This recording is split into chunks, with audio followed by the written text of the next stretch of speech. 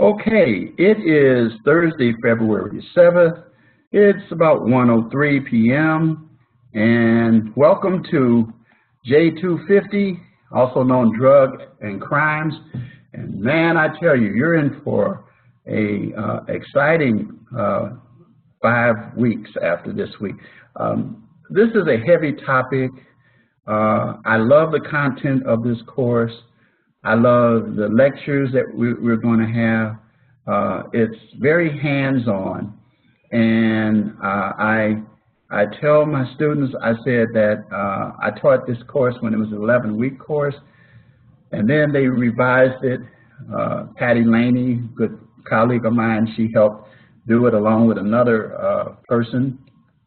Patty's retired, or not retired, she's a former, because she's much younger than me, former prosecutor, and I was all prosecutor for a tiny bit, but primarily a criminal defense lawyer, so we always kind of feed off of each other, and with suggestions that I offered that were little, but primarily from Patty's efforts, this course has evolved into a powerful 5.5 course. I have some stuff that I'm going to be sharing with you during the course of the weeks to come, and we got some powerful videos and things like that I'm going to try to see if I could have them fix the sound, because there's sometimes some sound issues, but anyway, we'll cross that bridge.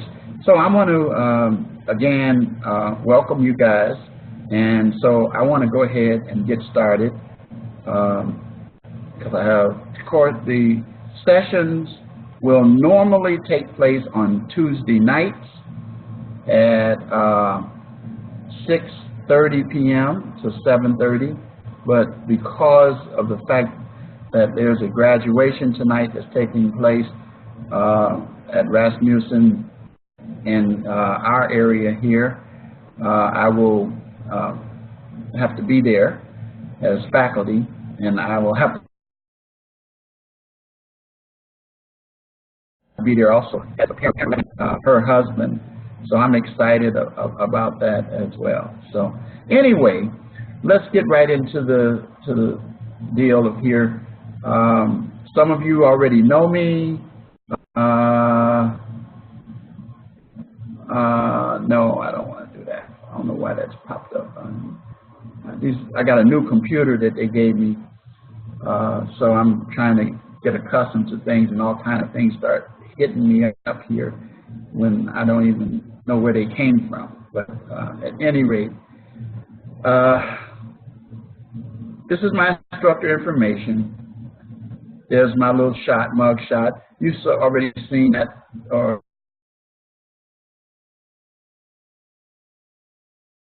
that, or you know a little bit about me. But know this, and it's true. It's true that there are students in this session that know me already and know that what I'm about to say is very, very true.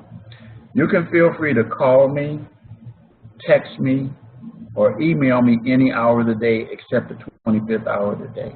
That is how I roll, how I am.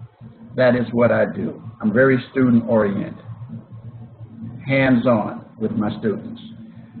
The phone number is up here. That's my cell phone number. My cell phone number is close by me at all times. In fact, I have it right here.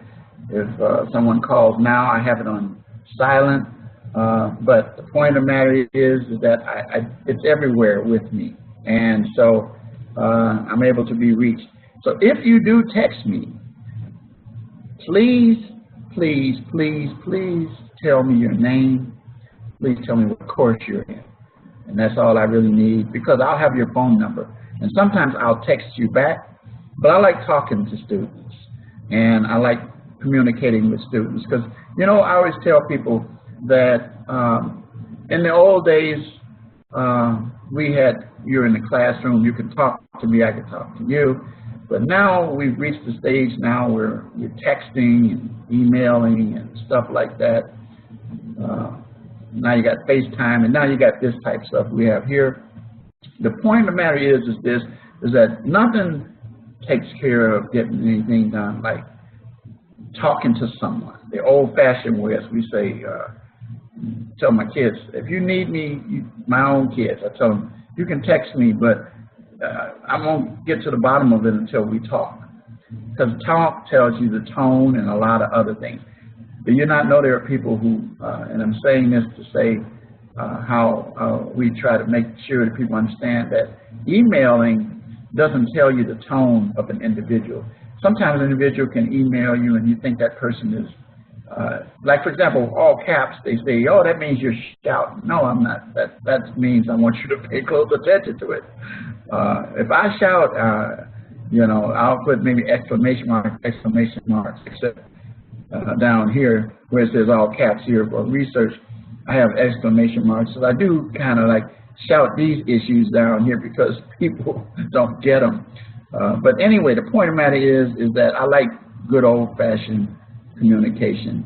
I miss the classroom days, but also I like the flexibility of being able to have students. I have students here in Illinois, Florida, all over the United States.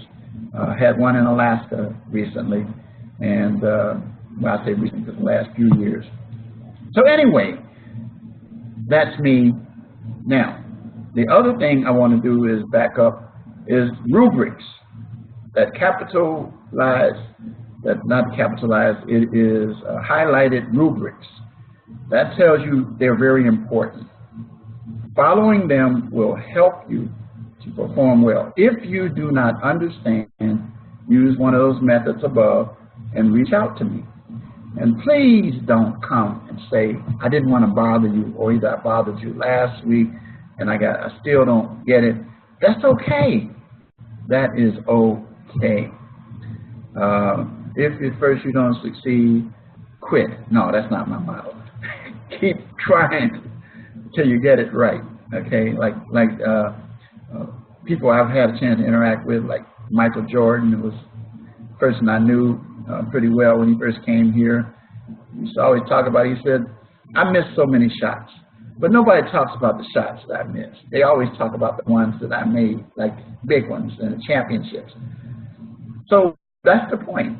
You know, nobody focuses on your failures, except you most of the time. Some people will, but those are haters. And so the point of the matter is that focus on your successes and, you know, keep moving forward.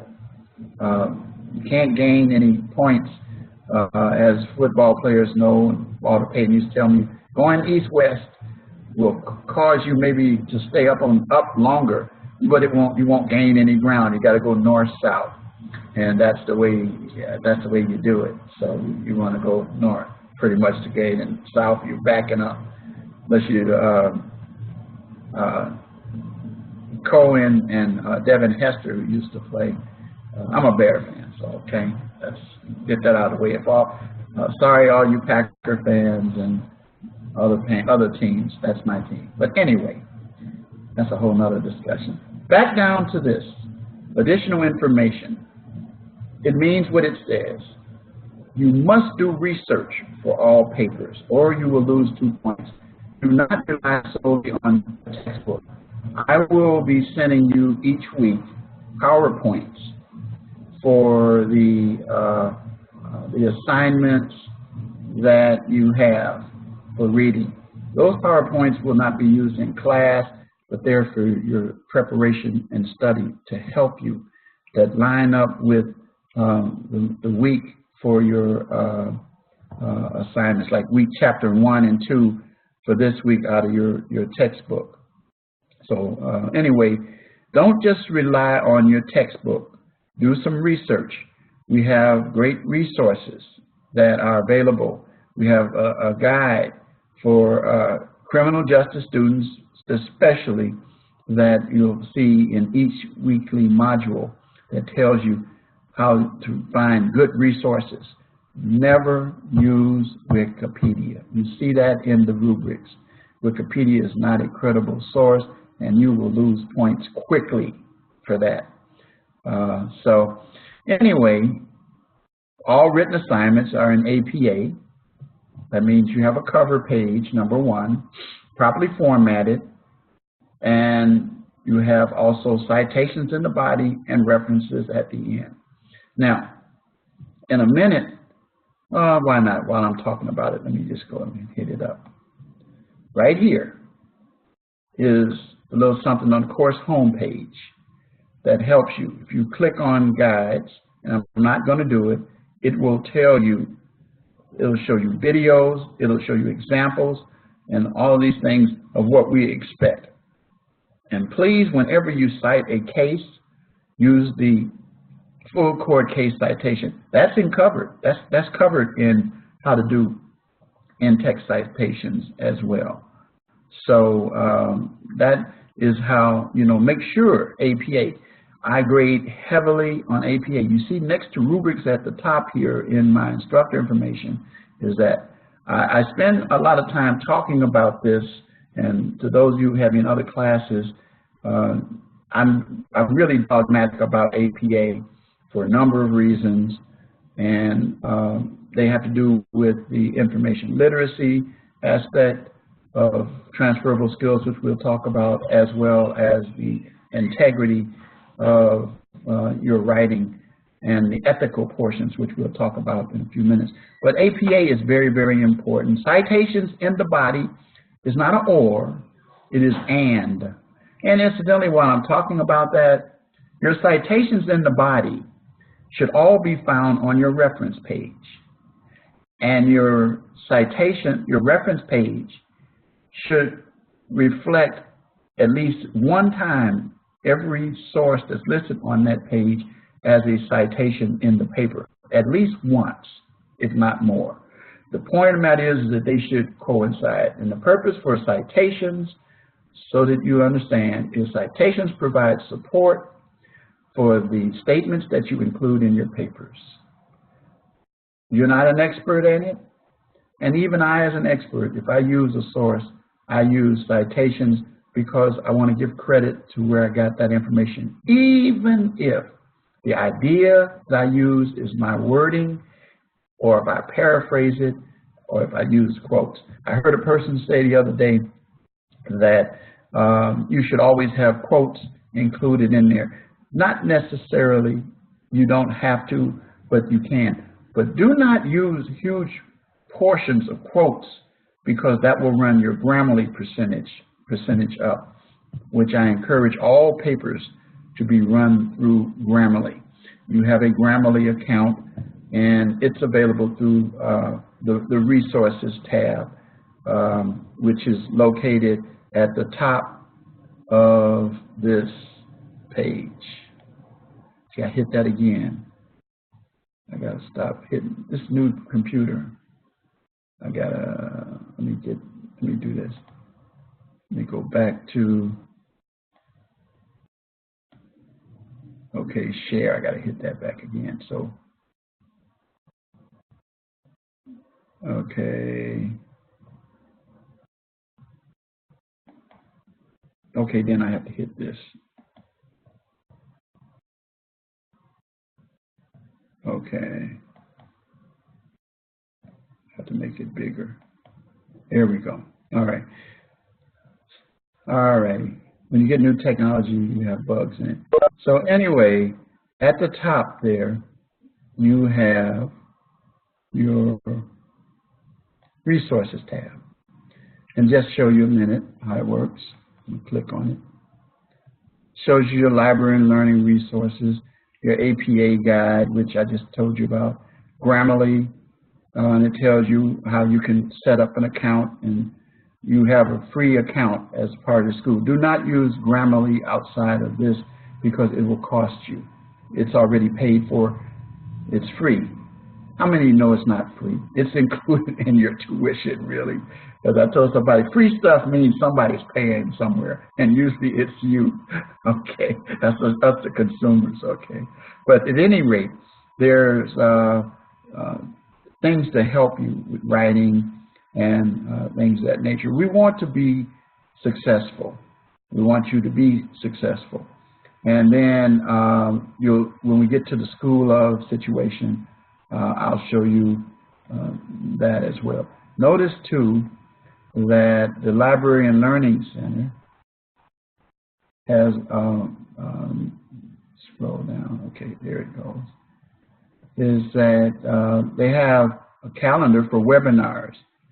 And they tell you that there's actually one coming up today, no, the 12th at 6 p.m., which you might not be able to go to, or you could start at it because we start our sessions next Tuesday at 6:30. So you might want to check in to that if you desire. So, all right. So now let's go back to where we were. All right. So now let's go down here.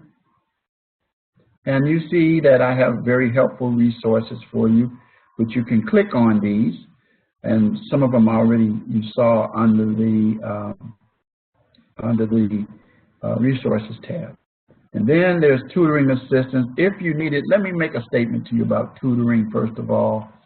Tutoring is not something that you use when you're in trouble. You can use tutoring to sharpen your skills. To if you have some questions about something, and sometimes style and stuff like that, I can answer. But tutors, let me tell you something. We have some fine student tutors. I can tell you how I know, because they all are former or present students that I've had in the past, my former, but some of them are back into other classes, like some of you guys right now.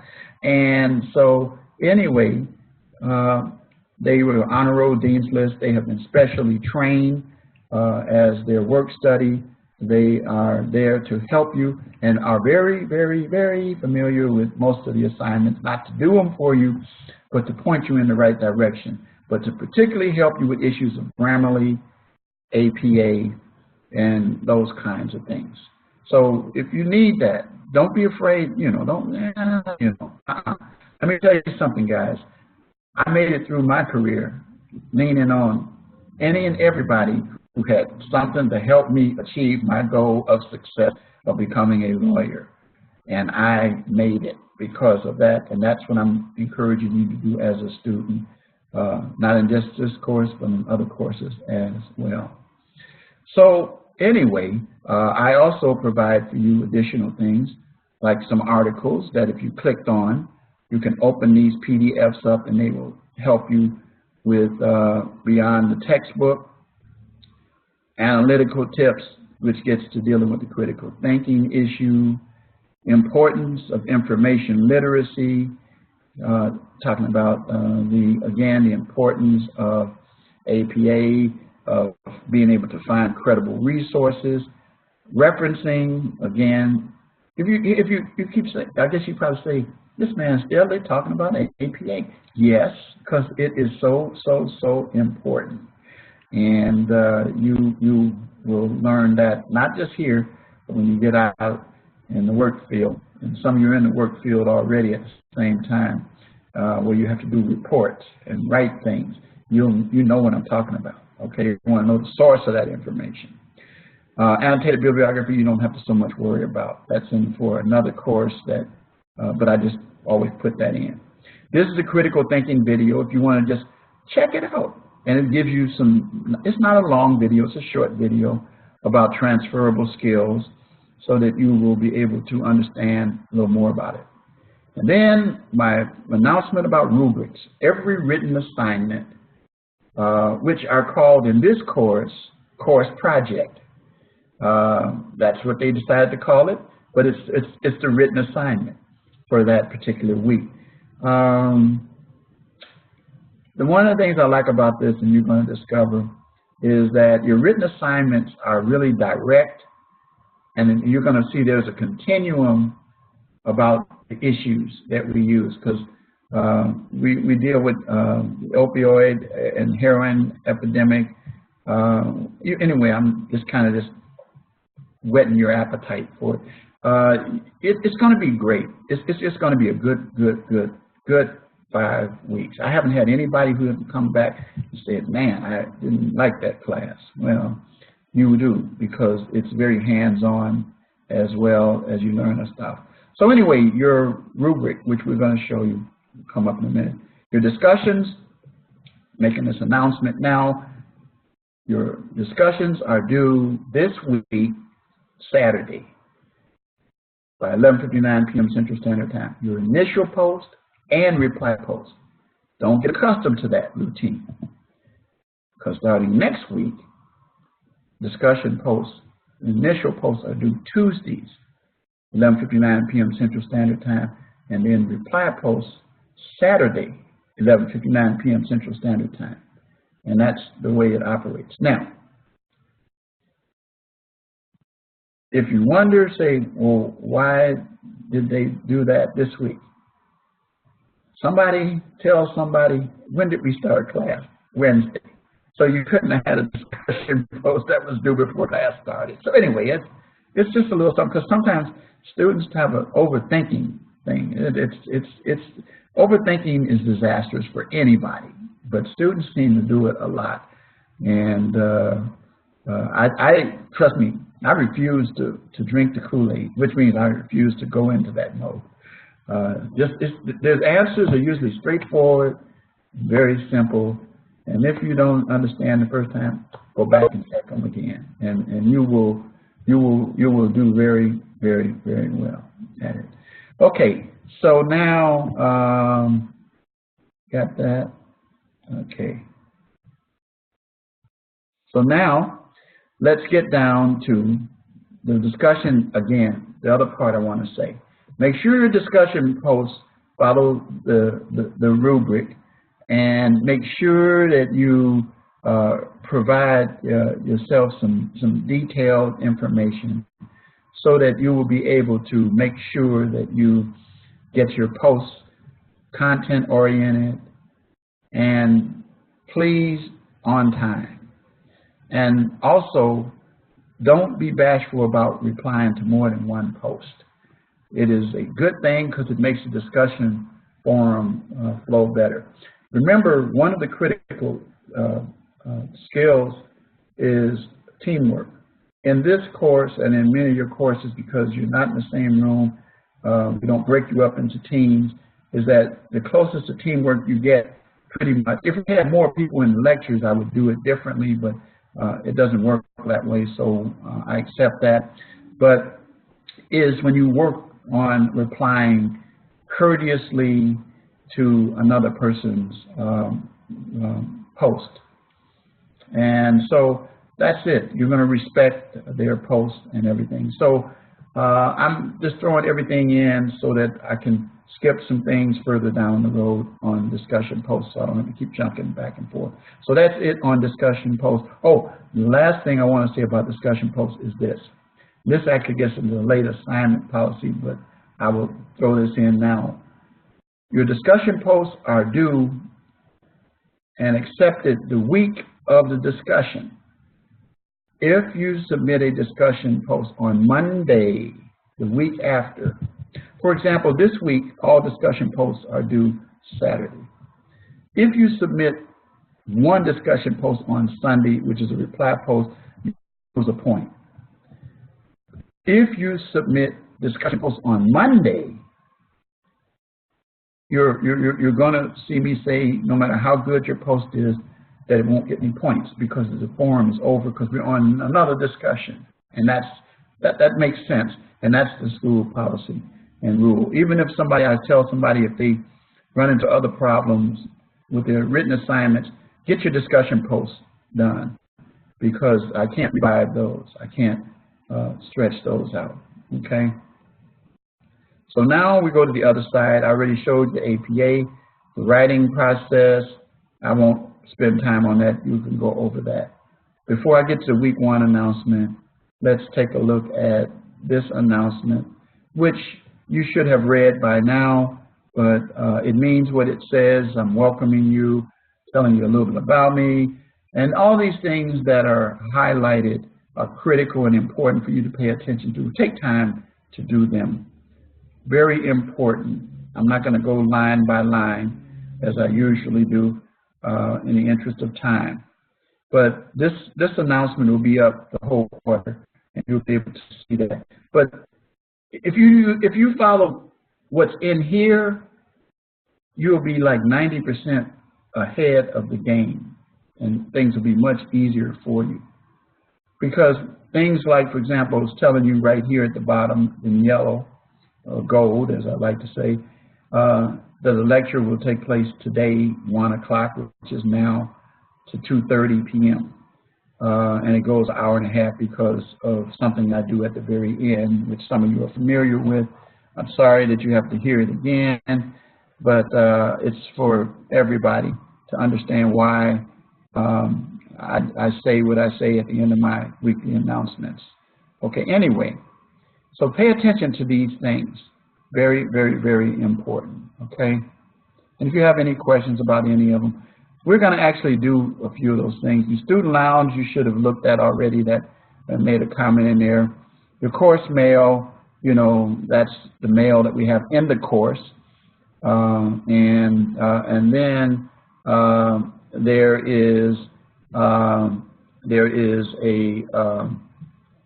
a place for when you are looking at your course information, so that you could you have that information. So, okay. So, at any rate, the point of the matter is that you want to make sure that you look at your course mail. I communicate with a lot of students through course mail. Sometimes I'm asked to add additional announcements, but students tell me that they pay attention to their mail before, once they read the announcements, they don't go back to see them pretty much, you know, and that it is better. So I heavily, well, if I see an issue I want to send to everybody, then I send it out usually through mail. Sometimes I put things in announcements like that. But you get at least one announcement every week, and those are already, I have written them and have them set for you. The syllabus, we're going to go over that. The calendar, we're going to go over that. General course questions, if anyone has a question that's a general question, anybody can answer that question, including you guys. But don't put personal information in there, you know. So you want to do that by the course mail. You want to send that to me so I can address that with you. Resources tab, we already know about that. The report tab is, let me pull these things over. There we go. The report tab, you'll see in a minute on the left. And then this tells you other information like a criminal, the Justice Study Guide, which you're going to see in each weekly module as well. Okay, so now with that, let's go over to the syllabus. Yeah, so anyway, what I was telling you earlier, my grades, that's where you see your grade book. Course messages, that's what I was talking about earlier. And then this is a place for me. I don't know if you have that, where I can send you to a tutor to get you help if you need it. Now, if I identify that, I'll send it to you and encourage you to reach out to a tutor. So now let's go to the syllabus. Okay. So the syllabus, of course, gives the title of the course, my information. Then it also gives you information that's on the course homepage about APA and research as well. Okay, and then it tells what courses that you had to take before, because otherwise you wouldn't have been in here. Tells you the textbook, which, by the way, the textbook is digital, as you know. You can get your textbook, as I have my textbook. I have my textbook in a format called Bookshelf on my phone. It's an app that's available if you're with Android, and I don't know what they call the app store or whatever. You can also find it there. It's called Bookshelf, and you can go to Bookshelf. It has a little book, and it helps you to find the titles to your books. And right now, for this particular course, drugs and crime, there. I don't know if you can see it that well, but it's right here. It's right here on my phone, and there it is right there. And I can open it and read it from my phone. So that's a plus. Not when I went to school, we didn't have this stuff. We had these big books. Anyway, you have access to that already. And so that's where you utilize. And then, as I said, I have also some accompanying PowerPoints that I will send you for each of these chapters. And I'll be sending those out sometime today, maybe even later tonight after I get back from the graduation. But you'll get them today. And then the discussions, I already talked about that, so I won't go into that. Your course consists of readings, your discussion posts, 5 quizzes. There will be a quiz, and they consist of multiple choice questions. They are timed. There'll be a quiz for week 1, week 2, week 4, week 5, and then week 6. There is a final exam, which consists of 20 multiple choice questions. So you will see these quizzes, and then there's a course project that we talked about. There were actually 4, not one this week, but starting in week 2 through 5. There's not one in week 6, so it's 2, 3, 4, 5. So it's actually 4 weeks of the 6. So that's why I'm trying to tell you the content. This is a very friendly course for students, and I am excited about how they did that. Okay.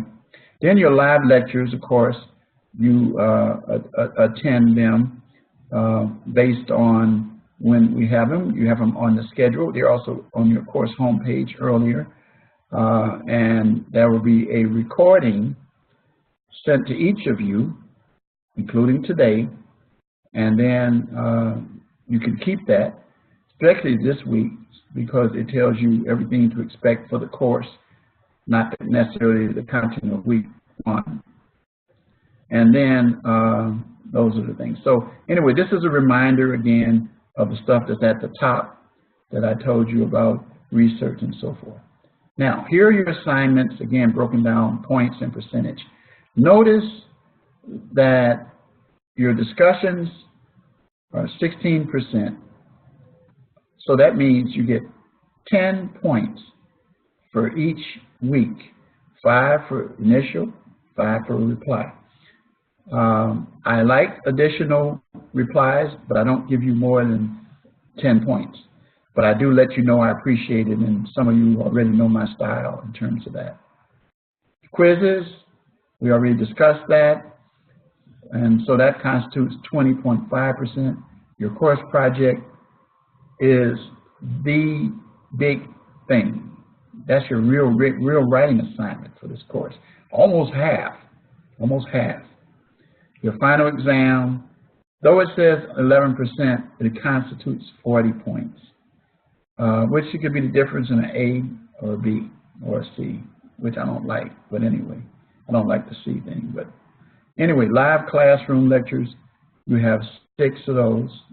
So you get 5 points for each one, and the optimal is to provide me with the keyword, which I will be giving to you in a while. Yeah? So here's something I want to make an announcement. Some of you already know this. My goal is the first 1, 2, 3, 5 levels, from 100% to 80%. 79% and under, I don't even want to talk to you about it, because I don't have to, because you already know. In other words, let me put it another way. Do not call me, text me, email me anytime about how to get a C in my class. I will not answer your question. I'm telling you up front. I'm not being rude. I'm saying this to you. You don't need me to help you get a C. You will be glad that I'm pushing you to A-B when you apply for positions, when you graduate, when your GPA is considered. And you can't go back and change it after it's done. So now it's time to build it. And I teach my students that I'm an A and a B professor. I'm not a C professor. Definitely not a D professor, and we ain't going to go to the F's. But that's what I operate on, A's and B's. If you follow what I'm talking to you about, if you reach out to me when you need to, I can lead you to the A and the B. But there's an old adage, you can lead a horse to water, but you can't make him drink. But guess what? I'm still going to keep being a leader. I'll be like one of those dogs called pointers, pointing you north, mean upward. Honor roll and Dean's List. That's my favorite thing. One of my favorite activities to attend at this school is the academic awards ceremony. And then my next one is the one that's going to happen tonight, graduation, to see you cross over. The point of the matter is that academic success is measured according to these type things, letter grades and all of that. But it really doesn't quantify your knowledge. But unfortunately for us as people, there has to be a system that we utilize, and this is it right here. So you kind of get where I'm coming from. All right, so that being said, we can move on. Now let's get to the transferable skills. I skipped this because this is all about what I do, and you already know I do that. So transferable skills. It is important that you understand these transferable skills in all your assignments. You can identify them. In this particular course, we don't have oral communication as much as we do in courses that are like, for example, Introduction to Corrections, which some of you already know, critical issues in criminal justice, and those kind of courses, you know. So you don't, or contemporary issues in criminal justice. That's where you do a field report, and you're going to actually go out and do like an internship or a ride-along or something along those lines, or you're going to visit a jail, a prison, or parole or probation, those kind of things. That's the oral. But here you're going to deal primarily with written communication. And that's what I've been talking about all the time, the importance of it. Employers want good communicators, written and oral. That includes that's why we look at your grammar. I don't take away a lot of points, but I do point out to you. I am really tough when I see long paragraphs. Paragraphs should be an average of 5 to 6 sentences, sometimes longer, but I'm just giving you a general idea. Man, I get papers sometimes from students, and all the way from the top of page 1 to the bottom of page 2, it's one paragraph. It's all like one big thing. I said, oh, it's hard following it, but it also, you got all your ideas in one paragraph. You don't want to do that, okay? That's not how writing is done. Critical thinking, we already talked about that, but it is very, very, very important. And so we focus on that as I have, and we will throughout the course. And I told you where you can find more information about that earlier. Digital fluency, well, we've already discussed why that is. Your book, your class, resources, Excel, Word, PDF,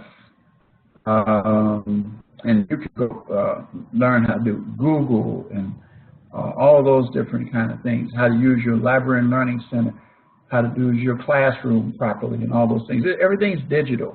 Everything's digital now, and that's going to transfer over into more ebooks now than hard copies that you run across. Some people have both, but the point of the matter is digital fluency is critical in terms of what employers are looking for in people. Diversity. You work with people from all backgrounds, all ethnic groups, all religions, all sexual preferences, all philosophies. Let me say this to you. Be respectful of people who are different from you. For example, I use this because it's the fast growing population in the United States is Spanish speaking from all cultures, from Puerto Rico, from Mexico, And you learn this too, that everybody who speaks Spanish is not Mexican. Everybody and there's a difference in the culture in these countries. Puerto Rico is different than Mexico and Latin America. And you learn these things, but I'm saying all this to say that's why we stress diversity. Don't assume because a person speaks Spanish that they're from this country or that country. You know, you can tell sometimes, but talk to a person. Where you from? You know, what's your origin? And that kind of thing. The point of the matter is respect people, because you're dealing with diverse individuals. You're dealing with diverse classmates. You're going to deal with diverse clients. You're going to be law enforcement out there. You're going to be dealing with diverse people. You're going to deal with people whose morals are low. Don't go down. As I like what Michelle Obama said, when they go low, we go high. And that meant that you don't go negative when someone else is going negative. You stay positive. And that's what the approach you have to be in terms of dealing with diversity. It's with us always. This country, regardless of what some people might think, is no way around it, is made primarily up of immigrants. Okay? Period. And from European countries, Latin American countries, from African countries, and by the way, you talk about Africa, there are so many different cultures in Africa. There's French. There's some other language. I mean, it's all, you learn these kinds of things. And so in diversity, we have a great deal of respect here at this school among our faculty and staff, all the way from leadership down about diversity. We have a diversity and inclusion committee of which I was on, but my schedule didn't permit me to attend a lot of the meetings, but I still follow diversity. I appreciate, because I learn from people. I learn different cultures. I've been a Christian, but I was in a big law firm where I learned the culture of Jewish people. I learned some of the Hebrew stuff. I couldn't read that stuff though, but I went to bar mitzvahs and all kinds of things. The fact of the matter is, I'm just talking about diversity. It is very, very, very, very, very, very important for you. Teamwork, working together as teams. The way that you primarily work for teamwork here is you work with discussion forums and sharing each other, responding to each other's discussion posts. But you're going to learn that when you get out into the real world, you're going to have teamwork. And that's going to operate in all aspects, particularly in criminal justice. Ethics. Oh, we need to have that fixed. Ethics is something that you learn at home. But here's the point. You need to carry that on. Here's what you have learned already about ethics.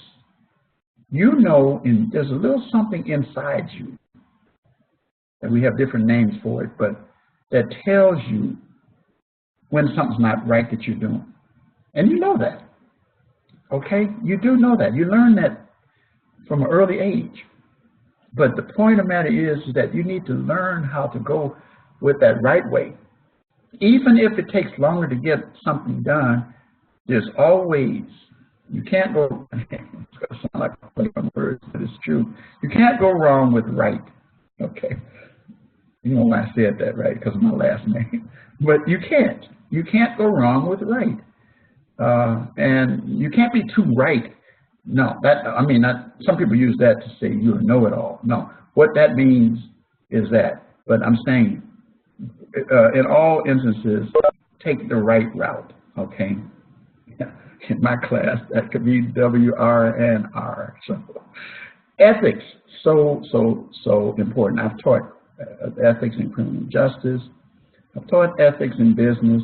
I've taught medical law and ethics. So I've covered almost all the disciplines here in ethics, and it's so important. You're going to find that all your areas that you work, you're going to have professional responsibility, which goes hand in hand with ethics. Again, a final thing on ethics I'm going to say is that goes with the plagiarism aspects of things. That goes with providing the APA, giving credit and those kinds of things, information literacy, and all of that feeds right back into ethics. And, professional responsibility, you have a code of conduct for whatever field that you work in. Learn how to operate on that basis. Don't get caught in a situation like some people say there's no such thing as a code of silence in law enforcement. That's like it's not true that there's 7 days in the week. Yeah, there are 7 days in the week, and that the first day of the week is actually Monday. No, the first day of the week is Sunday. So the point of the matter is there is such a thing as that. And we want to try to teach at least I teach my students that are heading to law enforcement, don't get caught in that because it can land you in some very deep water. We had some police officers here in Chicago who were involved in the Quan McDonald shooting that were acquitted, but the community is in uproar about it because, and include yours truly, I don't agree with the judge's decision because of what it was. I was a police officer. I know, and I've seen nonfeasance, misfeasance, malfeasance. I've seen outright code of silence. I've seen corruption. And how come we always find the news bringing us some individuals who are law enforcement officers who find themselves in situations where they end up ultimately behind bars? That's because their ethics were bad and they didn't follow the professional responsibility. Very important, we teach you to focus on that. And then information literacy, I've already talked about that. So in these courses, including this one, you have a chance to demonstrate these things.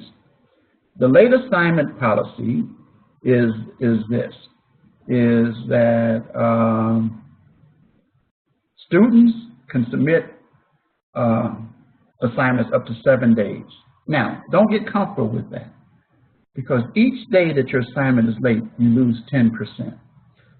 So when are your assignments due? They're due on Sundays. And you'll see that in a minute as we take a quick look at the calendar in a minute. You'll see, and you can look at that anytime you want to, because it's a real short calendar, because it's only a short quarter, that it is important to get your stuff done timely. If your assignments are 1 day late, you can't get 100. You're going to get a 90. Okay? So let's just look at the scheme of things here. Okay, you're right on the border of going to a B, but then you go to 80 the third day, the second day that it's late. So guess what? Look at where you are. You dropped all the way down to B and you're heading to C. So you see what I'm saying, that grade-wise when you look at that. So the late assignment policy is there. Now, don't get comfortable with this statement.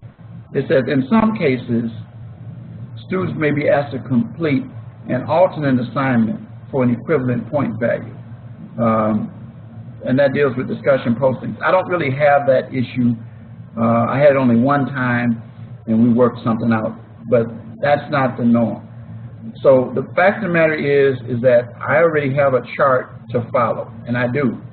Now, here's an important statement. Don't miss this one. It says, and I'll read it, instructors may waive the late penalty or time frame in case of extenuating circumstances as determined by the faculty. So I have the power to say, okay, I'll grade your paper based on the content without deducting late points. But it's got to be extenuating circumstances. Extenuating circumstances are determined on a case-by-case basis. You're not operating properly with your time management is not extenuating circumstances most of the time.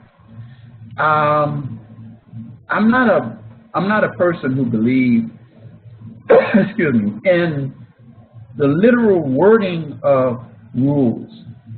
I also want to bring to the forefront, as I did as a lawyer, spent a lot of time bringing to judges and other hearing officers, the spirit of the rule. And so the spirit of this whole idea is, if I see a student and I know that what they're extenuating circumstance is, I'm not going to take points away from them. I never deduct points for military people who have been deployed, and I have had some of those that happen. I don't need your orders. I don't need your, if a person passes away, I don't need the obituaries. I don't need a letter from your doctor. This is college, okay? So I'm going to believe you. And somebody once said, well, suppose they're just pulling your chain. I said, well, guess what happens? Eventually, unethical people get caught up. And if you're an unethical student, you're going to be an unethical professional, and therefore you can run into problems. So I'm not even going to go there. I'm not spending time with that. I'm not babysitting because you guys are not babies, all right? And so I treat you with respect, and, you know, and so I told somebody once, you can try to play me, but I'm not going to, you know, I'm very smart. I've seen it all. I've seen it all. I've been in this game a long time, all right, in different roles. So the point of the matter is that follow your ethics and do well, and then tell the truth. If you have a situation, that's the other part. Let me know ASAP, using one of the methods that I said earlier.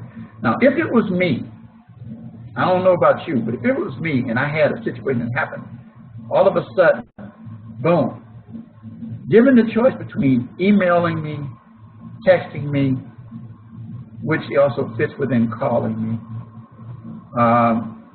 which one would you use? I would say text or either phone call, one or the other, because I got this phone right here. It's with me everywhere.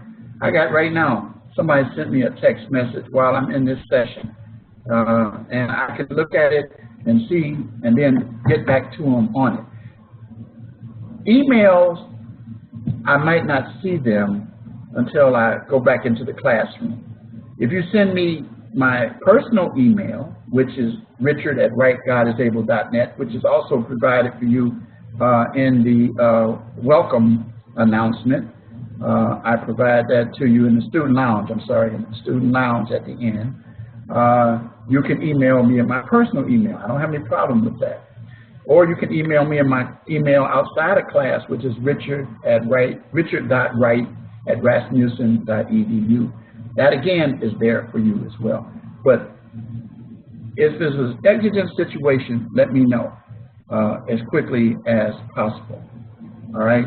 Don't be worried about, I didn't want to bother you, or either I talked to you earlier today 3 times. I don't care. Call me again, okay? We'll get it done. All right. I'm not going to deal with the incomplete policy, and then you can read the academic integrity policy on your own, because we are running out of time. Because I have got to get through. I've got to have something done to my computer so that I can convert these to send you copies. Let's see, I got to.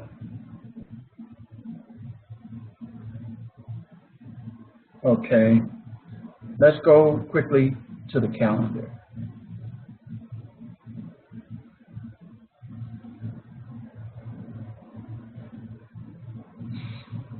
Okay, here we are, right here. It tells you your reading assignment, and if you clicked on it, it tells you, it opens it up. It tells you the same thing as in the announcement. It tells you about the live lecture that's happened. We got about a half an hour more to go, so we're doing pretty good. I forgot I started at 1 o'clock here, now 12:30. And then your initial post and reply posts, you see, are due the 9th. Your quiz, you see what I told you? Now, if it was me, I would go through my reading material, take a look at the PowerPoints I'm going to be sending you this evening, and you will be able to prepare for that quiz. And I'm going to not open up that quiz, because it will show the quiz questions. I'm not going to show you that, all right? No sneak peeks, all right? So there's your quiz. And then you're also going to be required to provide your keyword to me as well. Okay, very important, very important. By 11:59 p.m. on the chat. Then we start back with Monday again, where you see your announcement on Monday morning, and then you see next Tuesday 6:30, and every time after that it's the same time. Unless something exigent happens, then I'll let you know. But I pretty much follow that routine. And then your reply posts, you see your reply posts, initial post Tuesdays from that point and there. Till we get to the last week. Okay, and that's your calendar. Your full calendar is up for you, and all you have to do is you can click on this, and it takes you to March, and you see the course ends March 15th. So just think about it. By Valentine's Day, you have a month to go. So you don't want to be behind. You do not want to fall behind. Okay, with that, I'll pause for a moment before I go over to assignments and say, is everybody good? If I don't see anything typed in the chat box, like a question or anything, I will presume that everybody's okay and up to speed. I'll give you 10 seconds to type something. If you don't, I'll like I said again.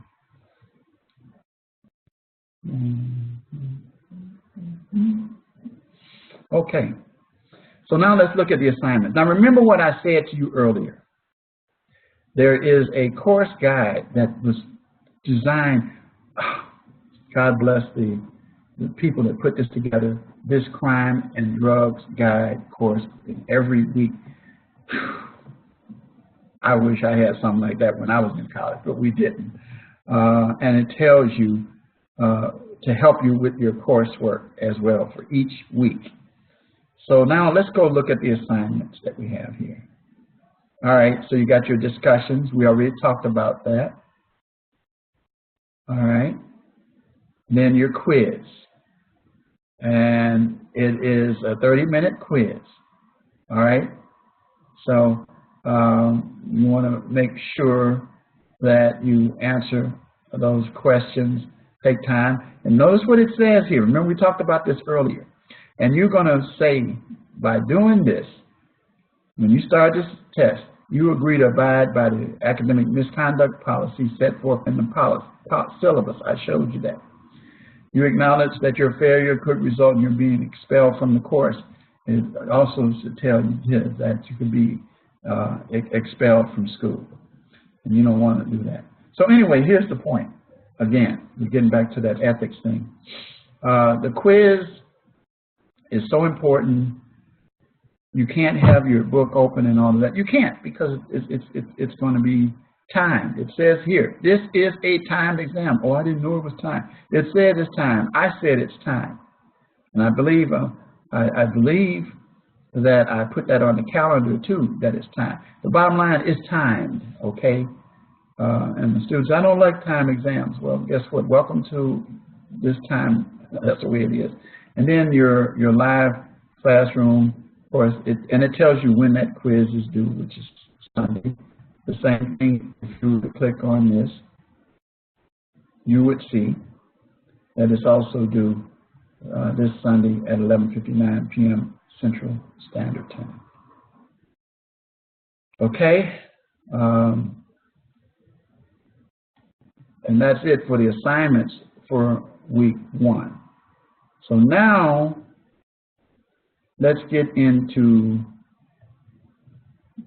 again, I'm just going to just click on it just so you can see. I mean, you can click on it on your own, but you can see it. Look at this, man. Look at this. Look at this. It tells you Module 1, and it tells you for assistance where to go. I mean, then, look, go down here. There's a video that tells you about finding newspaper articles and things like that. It's only 2.5 minutes.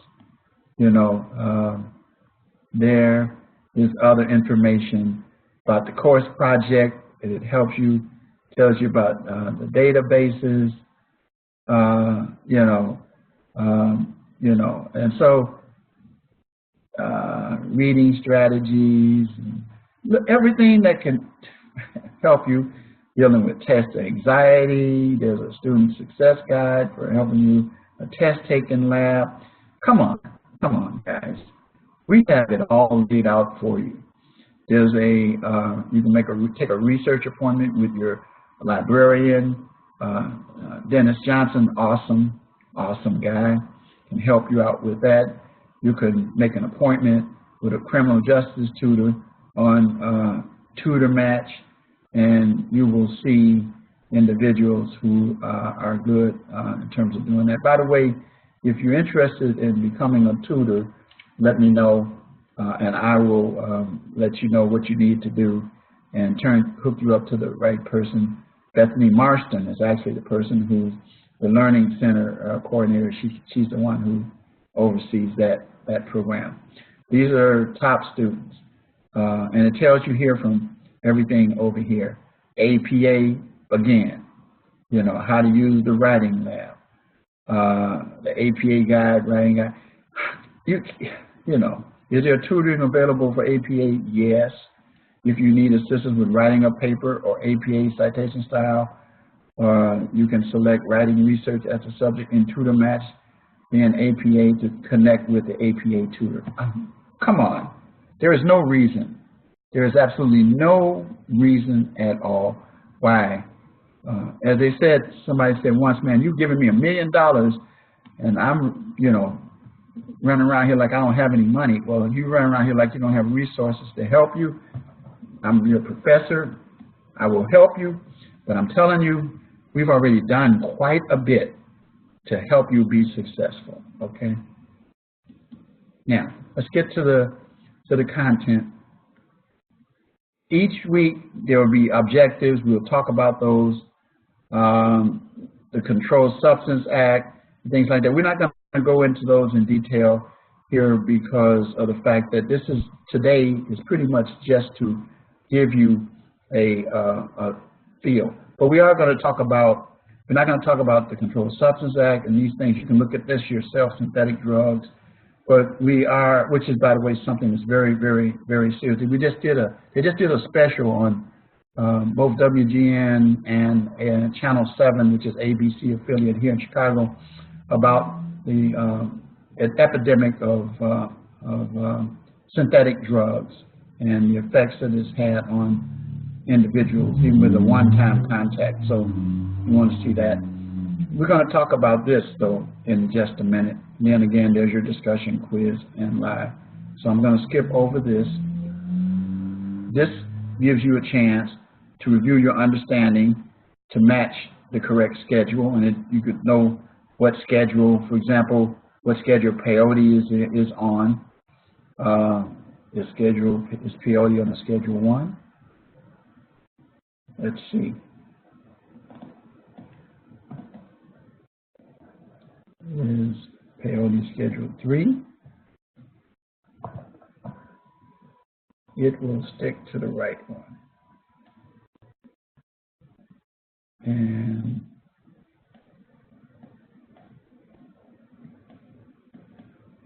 I think it's 2.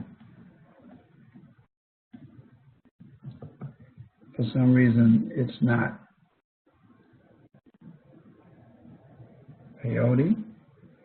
I thought it was higher than that. Yeah, it was 1. I thought it was 1 at first. So it tells you that that's correct. PCP, probably a 2. Probably a 2. Yep. Anabolic steroids, probably a 3 or a 4. I'm going to say 4. So it's actually probably 3. Yeah. So then Valium, is 4. And what it is the schedule you're going to discover shows you the seriousness of the effects that can happen with using these things. Okay. So that's a little tool that you can use. And then the narcotics was amphetamines, was cocaine, was marijuana, and those kinds of things. Synthetic drugs, we already talked about that. You're going to hear. So now let's talk about the course project situation, which is your assignments for weeks 2 through 5. They're independent. They deal with the following topics. What is heroin? Week 2. Heroin in relationship to crime in week 3. Heroin and opioids, in law enforcement perspective, which I have some special stuff I'm going to be sharing with you when we get to that week. And then week 5, your heroin and addiction, one person's journey. You're going to find some very interesting materials as you prepare for those papers. So you're going to make sure that the due dates, as you already know, you can look at the calendar, you see, which is Sundays, okay? So this one is February. This is not the 10th. This is going to be the 17th. This is going to be the 24th. And then in March, these two are March. Okay, dates. I'm doing that off the top of my head. So anyway, with the course introduction and project, it says that we're dealing with these the opioid, because that's our crisis we have here, and we're going to deal with those in our sessions that we talk about. Synthetic drugs, again, we're going to talk about those in detail. Methadone, oxycodone, hydrocodone, fentanyl. And we're going to talk about the properties, the makeups of some of these things, and so that you as a criminal justice professional will be able to deal with addiction. Because I'll say this up front, and I've said this before, and I said it when I taught criminal law, and I do teach criminal law. Again, that's a course that I taught just before this one today, lecture-wise, and we'll lecture after on Tuesday nights after I finish you guys. There is a correlation between crime and drugs. People commit crimes to support their habits. Even violent offenders, most violent offenders that commit crimes, and I'm not talking about the gangs and all of that stuff. I'm talking about individuals commit crimes, robbery, theft, burglary, stealing cars even. I mean, all kinds of things just to get money to support their habits and those kinds of things. So there's a correlation between those. That's why we encourage programs when people are incarcerated or convicted, that they get the right kind of help. So notice the requirements. Each part of the project has a minimum 3 credible resources. You'll see that in the module, as you already did. You cannot use your book as a reference for any part of the course project. Did you see that? This course actually supports what I said. So you can't even use it for any part of the course project in this class. I forgot they did that, which I thought was a good move. Because what we're doing, again, is trying to focus you on research. Wikipedia, we already talked about that, all right? You may include pictures, but doing so is not required. So people have done that. So in this first week, it says you don't have a course project, but you can begin reading and doing research to learn more about the epidemic of heroin. And then in week 2, you'll submit part 2. And you know what? It's not like, it sounds like the way that they're giving it to you, it's like you're adding it all up together for a final project. That is not true, but in essence, what they're doing is giving you a chance to understand that you're going to deal with different aspects of the same issue. So week 2, and then in week 3, and then in week 4, and then week 5, it tells you things here. And it tells you each assignment leading up to the final assignment is evaluated and graded independently. All right. So the fact of the matter is that the final assignment is week 5. All right. Because you will have pretty much built upon it based on what you did in weeks 1, 2, 3, and 4. Each assignment is evaluated independently. Independently. That means that the rubric for each one is different. Okay. If you have any other questions, you know who to reach out to, and then you can post general course questions, or you can look at the Get Started. But the first two are the best way. Post ideas and questions, or either reach out to me. And that's the course project. Okay. And that's what I wanted to tell you about for this week. Now, I'm getting ready to go back to the course homepage. I want to go back to the course homepage for just a minute, because I want to make sure that you got this about the lectures starting next week, Tuesday, 6:30 to 7:30. And then it tells you about the archive, which will be under recording, and then I also will email you. And then, like I said again, I will give you a keyword. And so I've given you my expectations for this course. So now I want to share with you why you see this. Every week, adversity is a springboard to success. Every week. I have students that graduate, and I actually had a student really just, I brought tears to my eyes when they were a speaker. They commented about one of the things that motivated them was, and they called my name and said that the motto of adversity is the springboard to success, and they used that for their speech. I wasn't fit for anything else after that. I just cried. I felt so good, but I cried, guys, because that was like, whoa, thank you so much. Incidentally, so I'm going to stop sharing this, go back to the classroom.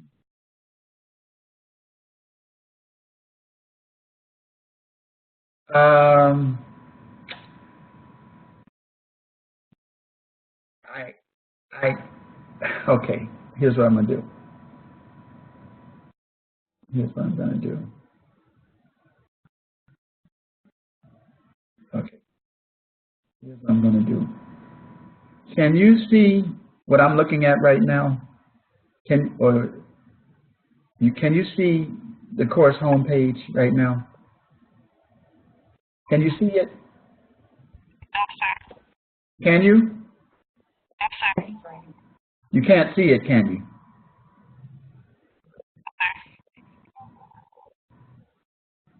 I don't think you can. But anyway, I'm going to show you something. I think it's in here. I think it's in the, let me go back to this. Let me see if I see it there.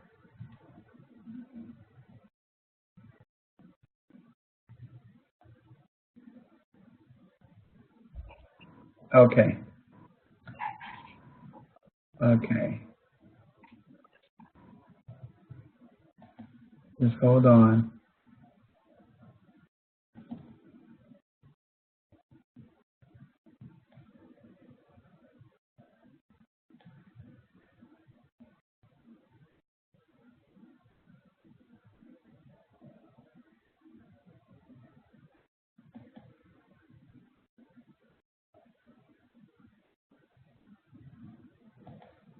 Okay. I know the answer to the question now.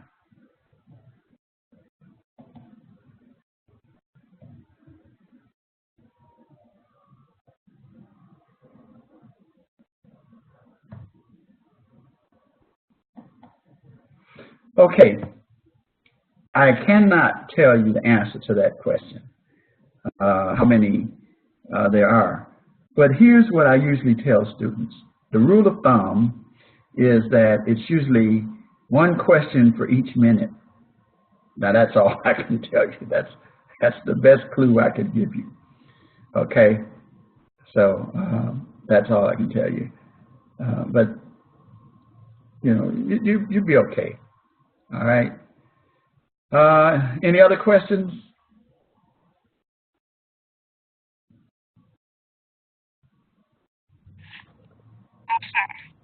Okay. Okay. And you guys not supposed to be able to answer me, but I already, in fact, I had to shut down the mic. You can type it in your chat box to everyone. If you do type it, don't type privately, type to everyone. So anyway, let me, with the next, okay, I got about 10 minutes pretty much. Maybe I'll go 5 minutes or over. I want to tell you why adversity is springboard success is important to me. Important to me, and should be important to you, and how you know that I understand, even though there's an age difference between me and you guys. There's a different level, millennial, and you know, I was born in 1950, and not one of you in this room was born in 1950. Probably not even until the 70s at the earliest, and probably 80s. So I was 30 years old back then. So let me explain something to you starting from my earliest adversity. When I was 7 years old, my dad was murdered in my house in front of me. There was a guy who was renting a room from us, and my dad and I celebrated Memorial Day along with our family. We went to a ball game. See the Sox. He loved the Sox, and I do today because of that. And he ended up, we came home, and us kids, which consist of a 7-year-old boy, that was me, and 5 young girls. We were all in one room, and we were put to bed. Then all of a sudden a commotion broke out. The fight between my dad and this man ended up in the room where we were. And someone turned on the lights, and the guy took out a knife. The guy took out a knife, and when he took out that knife, he stabbed my dad in the forehead. And the blood poured out. The blood poured out completely. Okay, let me see. Okay, I didn't see this earlier. I don't know how old this is, but let me see before I go on. Joel, you want to say something? Joel?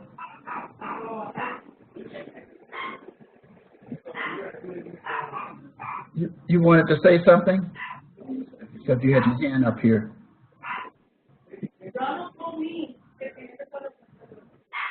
Okay, I'm going to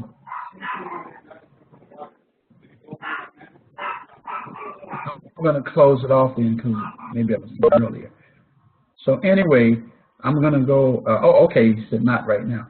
So anyway, what I want to tell you is that that day, my dad was stabbed, and I remember it like it happened yesterday because I have a photographic memory.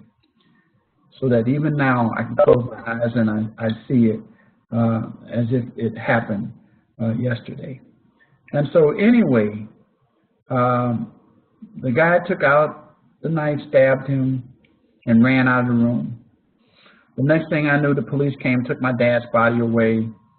My father died. The man was back in the house.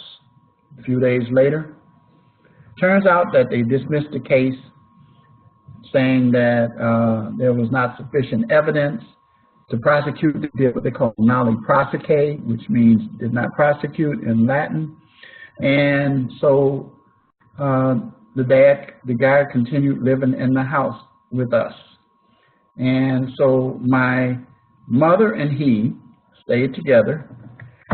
He proceeded at that point then to turn into a domestic violence abuser. He used to beat my mother so bad, her face was disfigured. But every time the police take him away, she'd go back and get him, bring him back home. And this went on continuously from 57 to 62 when we were living on the west side of Chicago in Lawndale. And the individual actually so violent that the way I found out about there being no Santa Claus is he got upset one year. I think it was 61. It had to be 61 or 60. Anyway, there was a room that was always locked. And this particular day, he sat us all down in front of that room on the floor. And was a strong guy. He opened the hinges of the door, tore it off. And there were toys from top to bottom. And top of that was a fire truck, one that I had wanted for Christmas that year. And he took an axe and chopped those toys up in front of us and told us he was Santa Claus. And then that was how we found out. Pretty traumatic, bad stuff for a kid to be around constantly. It was really bad. I used to have to rub my mother down with witch hazel, which today, if you put witch hazel in front of me, tears will come, not because of the smell of it, but just a flashback to it. At any rate, it's a trigger. So at any rate, it was bad. In that area, it started to change over. It was a Jewish community when we first moved in, really nice. But the area changed, the gangs came. But the gangs were different in those days. They didn't operate like they do now. What really changed the gangs, and it's something I'll talk about later in the course, is the introduction of crack cocaine. And that brought about the high-powered weapons and the violence and so forth. But there were shootings then, but they were a different level. If you were a kid and you weren't involved, they would let you know a person. And there were fewer innocent people killed. In fact, they made a decision, two rival gangs, listen to me, big gangs, that they would not bother me because they knew what happened to me.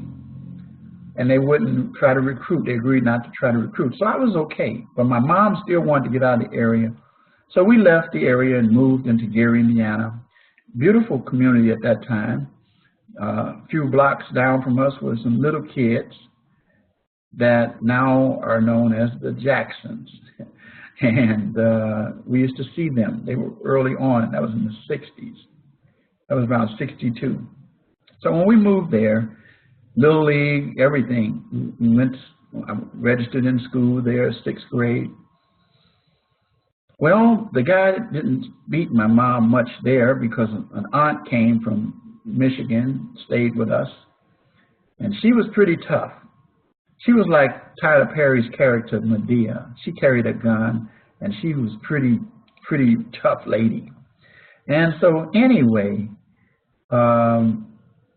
she stayed with us, and then she went home like early May of 63.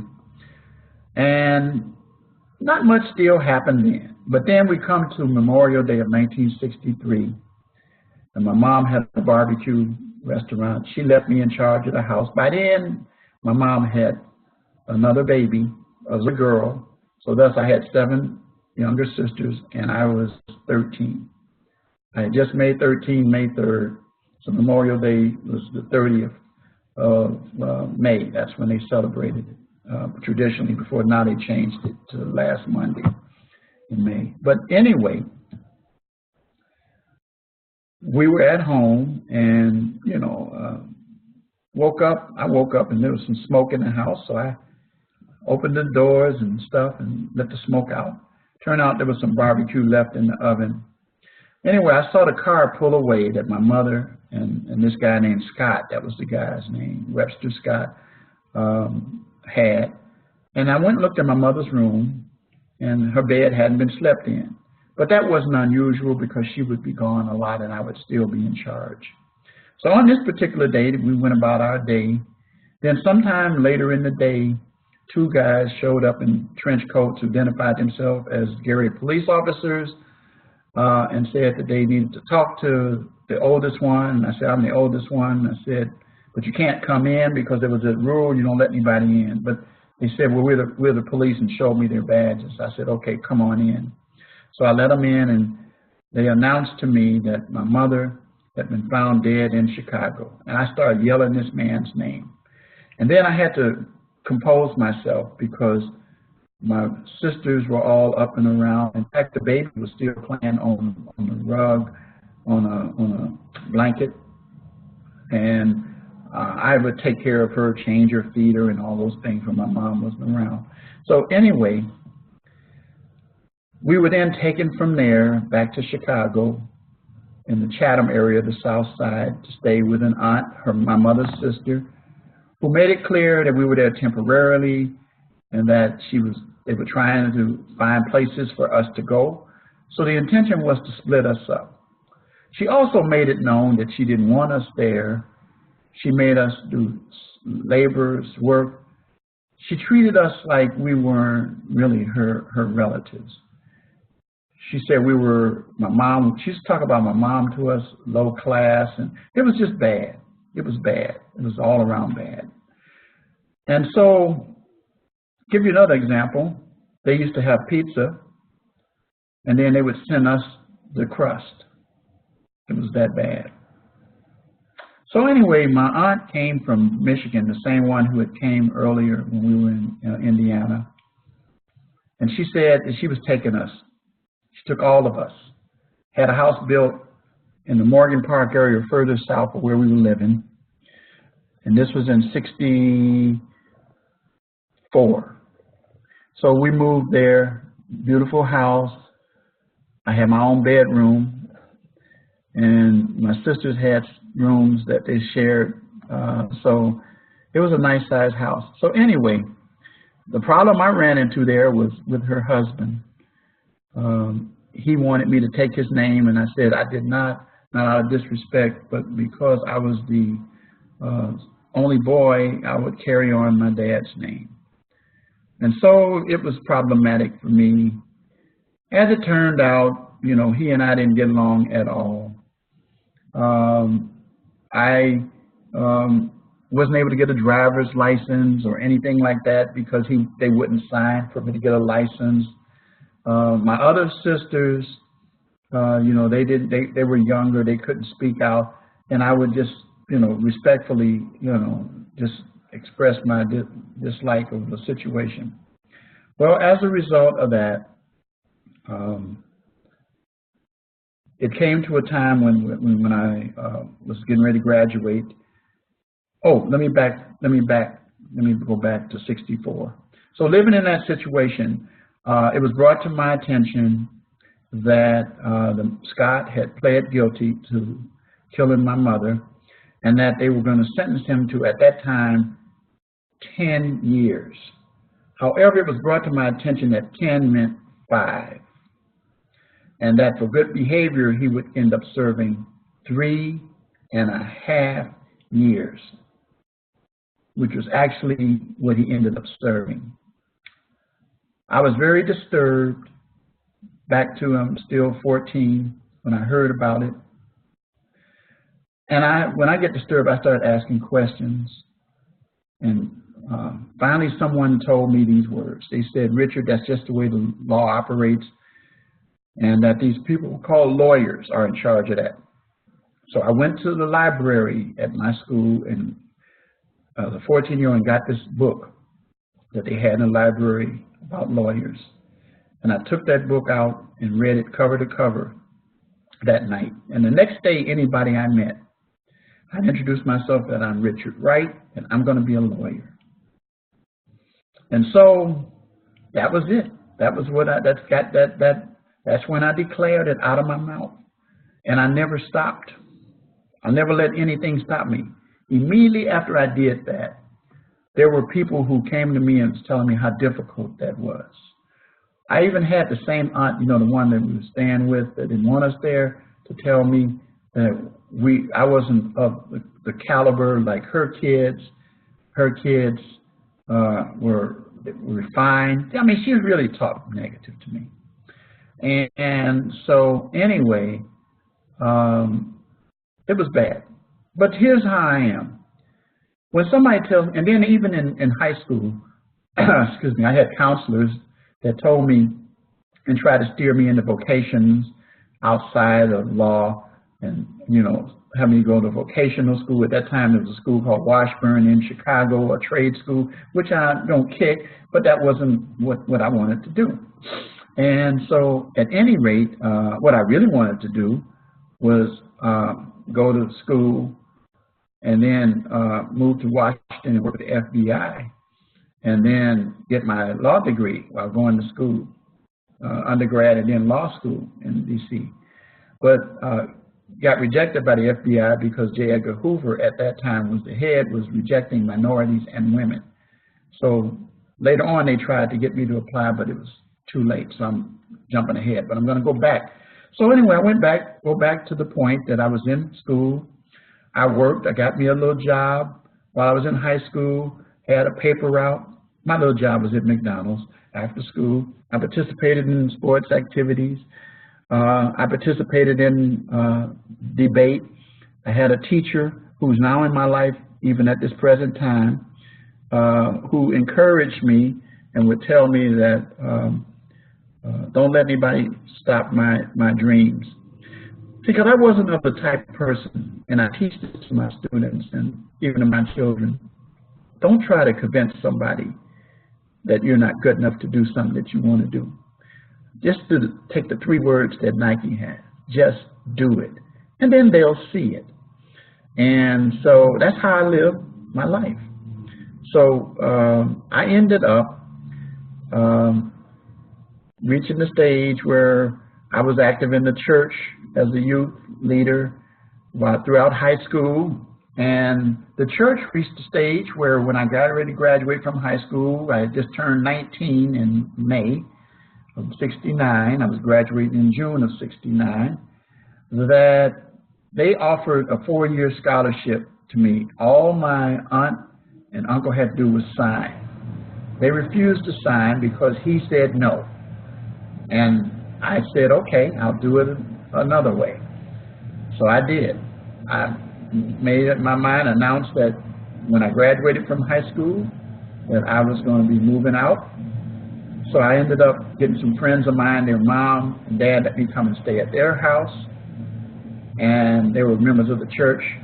And so what happened is that their mom and dad, their mom especially, had a friend who was a secretary at a big Jewish law firm in downtown Chicago, got me a job there as a messenger, and I then went to junior college, City College of Chicago. Was called the Harold Washington branch. Now it was called Loop. So I started taking classes at night. Then I got married in 1970 against the advice of others to not wait. And then came 71 and 72, 2 girls. So here I was in this scenario, working at the law firm as a messenger, which, by the way, I stayed on the honor roll at the school. I didn't have a car. I rode public transportation, studied on the L and on buses. It was like a 2-hour, hour-and-a-half ride each way for me to get back and forth to work and home. So I would get to work at 8:30 and get off at 4 o'clock and have to be in class at 4:30. And I did that. And I did well. But it was tough. I'd fall asleep sometimes with the books, but I still did it. I did my assignments. I didn't present issues that I was too tired to get them done. I didn't take anything to keep me awake. I just was focused on what I was doing because I had a goal, guys. So anyway, the law firm, seeing that, they made me a file clerk, promoted me to that, and then a law librarian. And then they saw that I knew how to research the material. I knew how to pull cases. They knew I knew how to write memos and briefs. I taught myself that. That wasn't part of my job. They created a position for me called law clerk, which today is called paralegal. And so it is something that I tell students. I did that. So then, in the meantime, I ended up leaving Luke and went to Roosevelt University, got accepted there, graduated from there in '75. But before I graduated, I took the LSAT for law school and made my decision of what law school I was going to go to, which I already knew where I wanted to go, and that was Northwestern. So I ended up applying to Northwestern.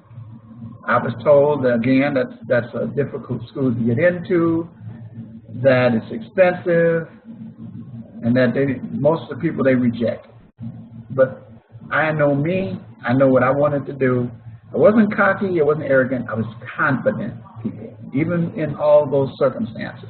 So I ended up applying there and sent my application over in a big package. And Northwestern had in their materials that they don't do personal interviews or visits, but they called me when they saw that package and wanted to know who was behind this package. And I went to the law school and sat with a panel of people in a room, and they asked me questions and I answered them. And then they adjourned and they came back and said to me, "We don't make offers like this." They said, "However, we like everything we heard, we like everything we've seen, and we're going to be sending you a letter which I think you're going to like." And that was their way of telling me that I was accepted. And so I got accepted into Northwestern University School of Law. You remember that aunt that I told you that gave me the hard time? Her daughter applied to Northwestern. She didn't get in. She did not get in. She ended up becoming a lawyer too, but not at Northwestern. So anyway, that was it. I went to law school. While I was in law school, one of my classmates, his dad was a distinguished criminal defense lawyer, and Eugene Pencham was his name. He became a judge later, and Judge Pencham said to me, he says, "You should become a defense lawyer." He says, he took me over to the county building at 26th in California, which is our main criminal court building, and showed me the records pertaining to my father's case and my mother's case, and got copies for me, which I have to this day. Well, anyway, he said, if you become a criminal defense lawyer, you will learn more about the system. Now, everybody would think that I had a tendency to want to be a prosecutor. So, but I listened to him and respected him, and he was right, and I became a criminal defense lawyer and did very well with it. My photographic memory that I told you about enhanced my ability to be able to do trials and to present information, facts, and stories to triers of fact, especially juries, of which I was fond of. I didn't lose those. Jurors were my favorite people. And so anyway, I ended up finding myself with my first wife. We split up, and I went a different direction, and she did too. She was a teacher, and actually it was her teaching job that carried our family for part of the first year of law school, because you couldn't work at Northwestern while you were going there. So we ran out of money. I had to study by candlelight. We didn't even have money to pay for gas for the stove. We were living in an apartment. So we sent our two kids to stay with their grandmother, and we would study. She was in school and I was in school. She was at Chicago State teaching. I was at Northwestern for law school. And I contemplated leaving, but I had a professor who sat me down, and she said to me in her office, "You're not getting out of this office until you tell me you're going to stay." I had told I was going to leave. But I was going to come back. But you know what I always tell students? Famous last words, I'm going to come back. Come back keeps getting further and further away. So continuity is so important. So I ended up staying, and of course graduated 3 years later. And she was one of the first persons that I thanked. At any rate, when I graduated, the first person I invited to come to the graduation was, if you guessed it, the aunt who gave me a tough time. And so she came there, and this was the first time now she finally decided to own up to me as her nephew. And so we ended up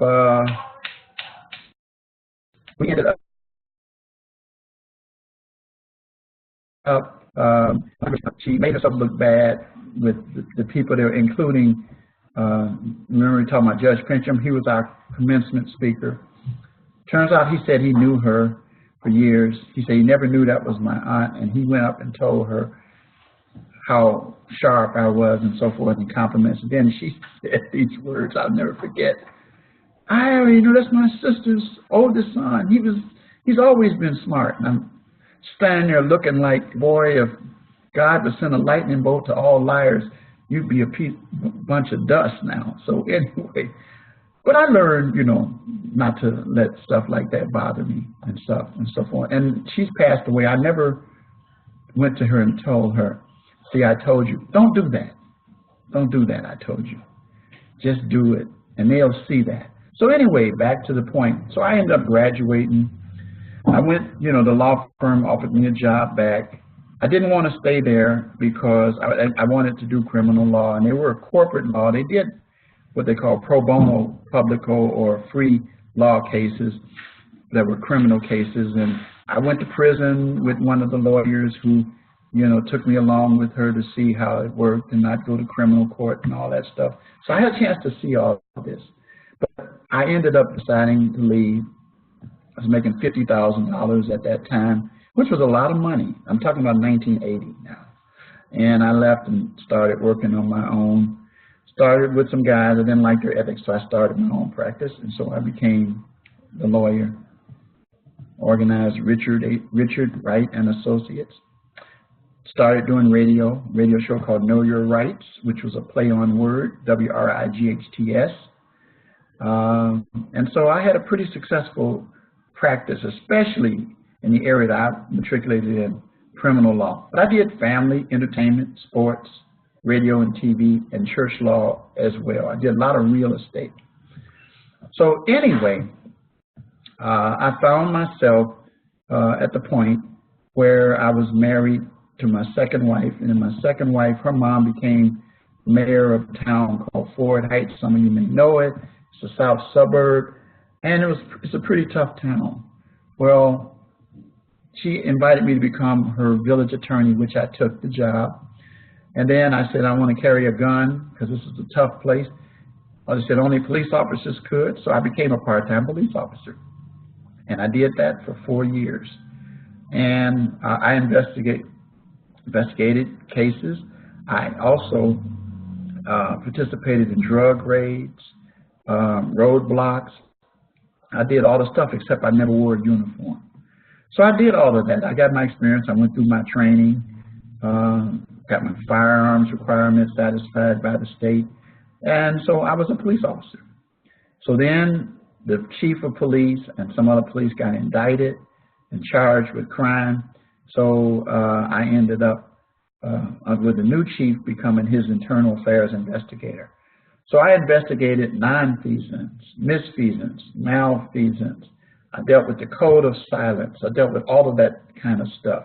False police reports, no police reports when there should have been police reports, all that kind of stuff. I dealt with all of that.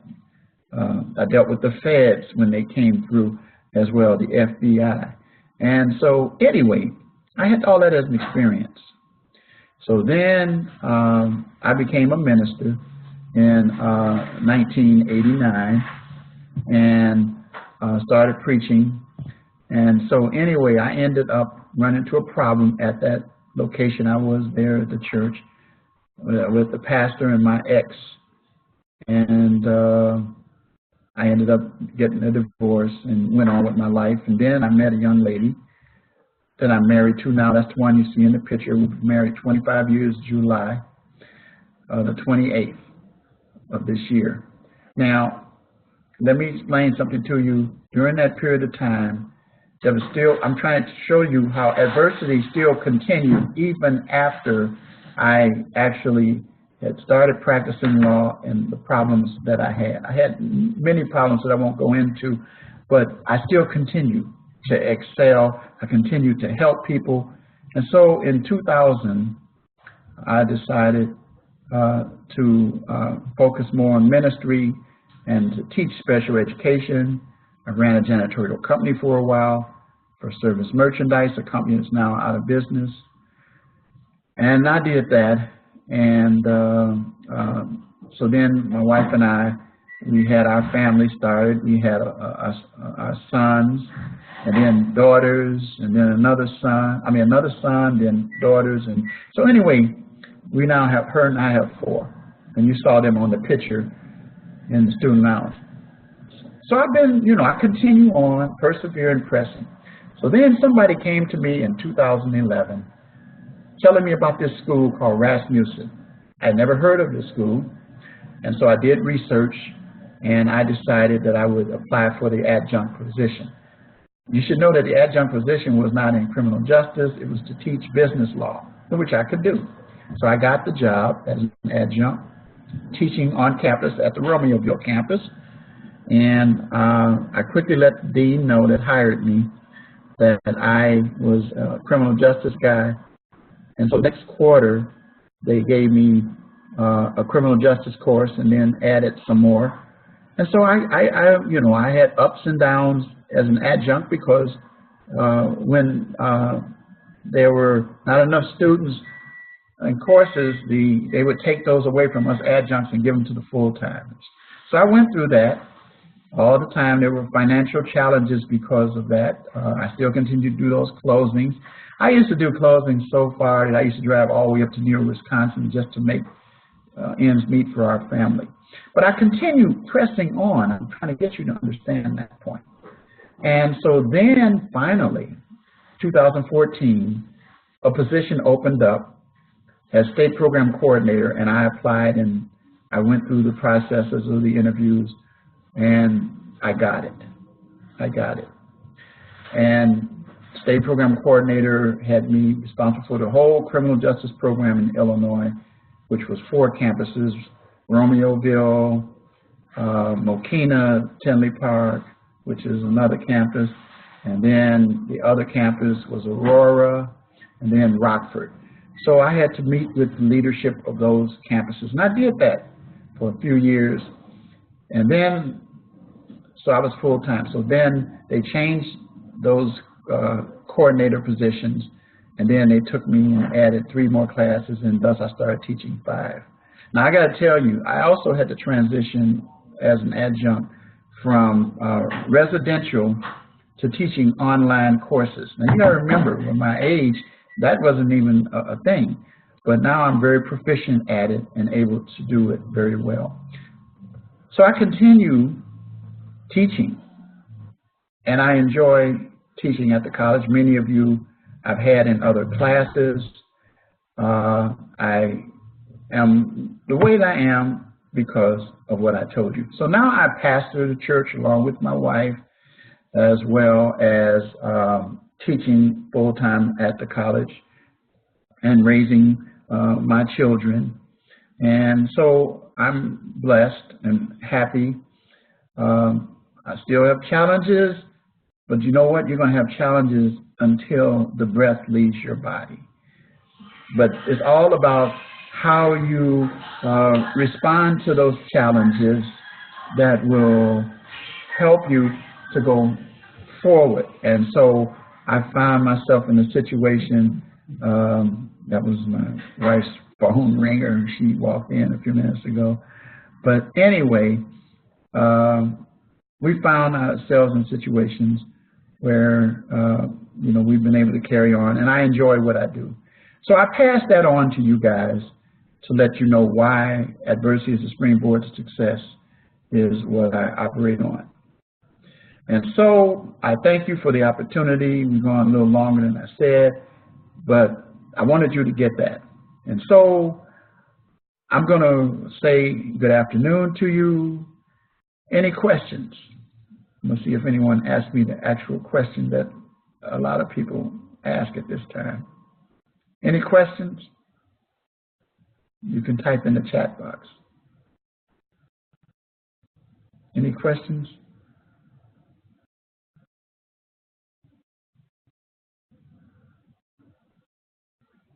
Nobody's typing? So then, I guess there are no questions. The question I usually get is, well, what about the word that we need to give? No one came forward to ask that. It's adversity. Yep, it's adversity. That's the word. You give me that word, and you'll get your points. I want to thank you guys. I'm not going to call your names out because it's showing up here anyway, for sticking out this session. Remind you that we will have our next session next Tuesday at 11:59 p.m. Central Standard Time. Hey, I'm not 11:59 p.m. Central Standard Time. Oh, God, at 6:30 Central Standard Time on Tuesday to 7:30. And I'll keep you within that hour. But this recording for today is one that you can always refer back to that will answer every question. Some of the questions people ask me, I'm inevitably going to get some questions I know that I covered, and I just tell people, go back and listen to that. Take time to listen to it because I go in detail. That's why it's so long. Because I don't spend all those details every week. I deal with the content more and with other issues that are contemporarily happening. And there's plenty of things happening in our drugs and crime in our world today. Some of them you guys may know, and you can bring those to my attention too. I'd be happy to address them as well. I do want to say this before I say goodbye, is that if you want to connect with me, and some of you already have, you can connect with me on Facebook. And you can go to what I'm typing now. And Richard Wright, JD, you'll find me on Facebook. You'll also find me, I do a radio show as well, which is Facebook Live and also on an app.